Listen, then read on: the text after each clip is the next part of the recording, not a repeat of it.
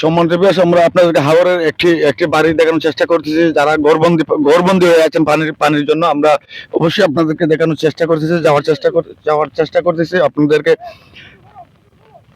আপনারা আমাদের সাথে আপনারা দেখতে পাচ্ছেন যে প্রচুর পানি রয়েছে এখানে, যে এরা পানি বন্ধু হিসেবে রয়েছেন। আমরা তাদের সেই পরিবারের কাছে ছুটে যাচ্ছি যাতে আমরা ওনাদেরকে কিভাবে উদ্ধার করা যায় সেই কাজের জন্য আমরা যাচ্ছি। আমরা আপনারা অবশ্যই দেখতে পাচ্ছেন যে প্রচুর পানি রয়েছে এখানে, সেই এবং বৃষ্টিপাত রয়েছে, ঘন ঘন ঘন বৃষ্টিপাত রয়েছে।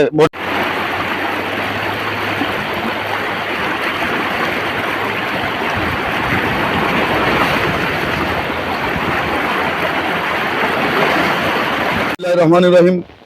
সম্মানিত ভিউয়ার্স, যারা আমাদের ডিআই 24 আওয়ার্স টিভির সাথে আছেন, সবসময় লাইক কমেন্ট শেয়ার করে পাশে থাকেন, সবাইকে শুরুতে ধন্যবাদ জানাই। এবং আজকের প্রতিবেদনটা হচ্ছে যে আপনারা জানেন যে গতকালকে থেকে হাওড় এলাকায় প্রচুর পানি বাড়তেছে, এবং আপনাদেরকে দেখানোর জন্য যে আজকে আমরা এই প্রতিবেদনটা তৈরি করতেছি।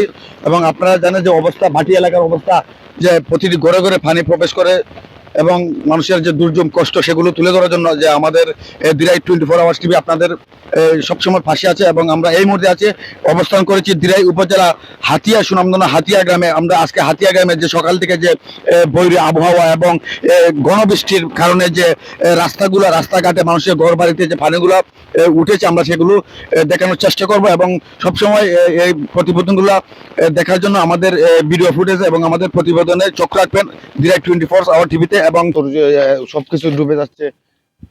আসলে সবার প্রথম ধন্যবাদ জানাই দিরাই 24 টিভিকে, কারণ এত বর্ষার মাঝে বা এত পানির মাঝে, এত বৃষ্টি ঘূর্ণিঝড়ের মাঝে যেন আইয়া সবের খান্দার দিনে তাই দেখাই দেয়, বা সবাই যেন আইয়া বালাগুড়ে দেখাই দেয়, বিশেষ করে তাই ধন্যবাদ জানাই। আসলে বন্যা কিন্তু এটা আসলে আমরা লাগে একটা উপহার ক্ষতিগ্রস্ত হয়ে গেছি আমরা সবেরই। কেননা প্রতি বছর ওই বন্যা আইয়া মানুষের হয়তো যারা নতুন নতুন বাড়ি করছে তার লাগে বিশেষ করে তার লাগে বেশি সমস্যা হয়ে যায়।